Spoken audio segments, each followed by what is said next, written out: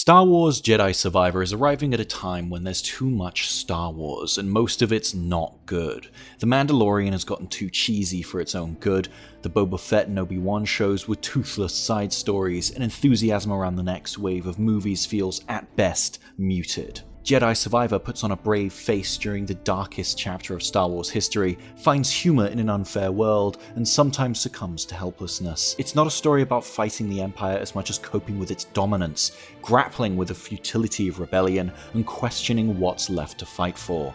The modern Star Wars media that this feels closest to is Andor, though it's not as ambitious in its storytelling or as cynical. Unfortunately though, those themes take a backseat through the majority of the story while Cal Kestis and crew entertain the deranged tantrums of a skin-deep evil guy with a red lightsaber, reminding us that this is still Uncharted in space. But man, is it damn good at being space Uncharted. Maybe even better in some ways, because Jedi Survivor breaks free of the Naughty Dog trends 2019's Fallen Order chased. Yes, Cal climbs up crumbling buildings and swings on ropes, but he also double jumps, air dashes, wall runs, and grapple hooks all over the place. There's an almost equal ratio of combat to platforming, and both these things are fun this time. Jedi Survivor revisits an era when third-person action games were designed like jungle gyms, bottomless death pits flanked by that special kind of wall you can climb on, platforms that move for no reason at all, floating balloons that slingshot you across the sky.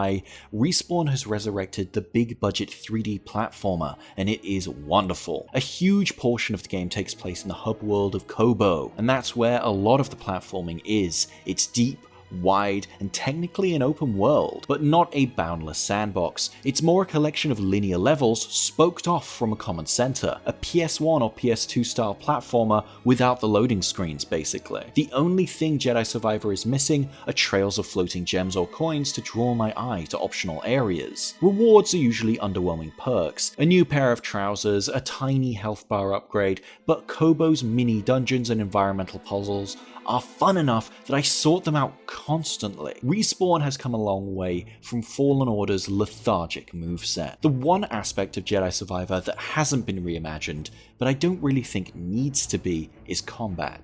It's still satisfying to chop up stormtroopers with a lightsaber, and even better now that droids are in the mix too.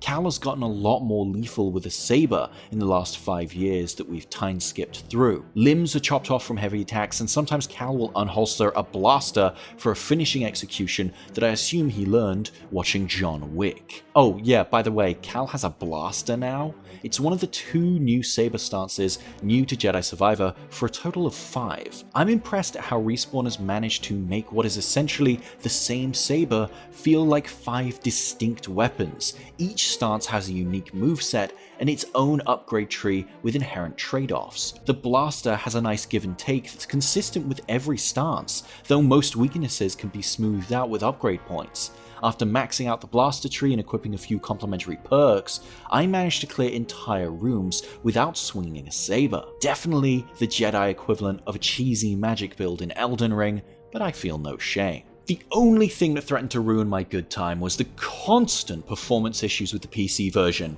Even with Nvidia's latest driver specifically optimized for this game, my frame rate regularly slowed to a crawl at very annoying moments. Stepping through doors sometimes triggers double-digit frame rate drops for 10 seconds or more. Cutscenes often plummet to 15 or 20 FPS, cut off or overlap dialogue, and usually don't recover until I get control back. Performance in most open parts of Koboh are pretty bad too.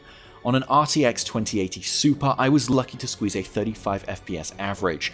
Isolated levels ran flawlessly at 80 to 90 FPS, so there's clearly something up with the way Respawn is drawing big spaces. Fiddling with graphics options didn't help much either. The only upscaling available was FSR 2.0, which usually failed to improve my FPS, but always succeeded in making Cal's face blurry and unintelligible in motion. I've never missed DLSS more. For what it's worth, I played a non-final version of Jedi Survivor. There's a pre-release patch coming a few days before launch, and among the patch notes EA shared with press is performance improvements across all platforms. Hopefully it'll help, but I'd be surprised if all of those frame rate drops just disappeared overnight.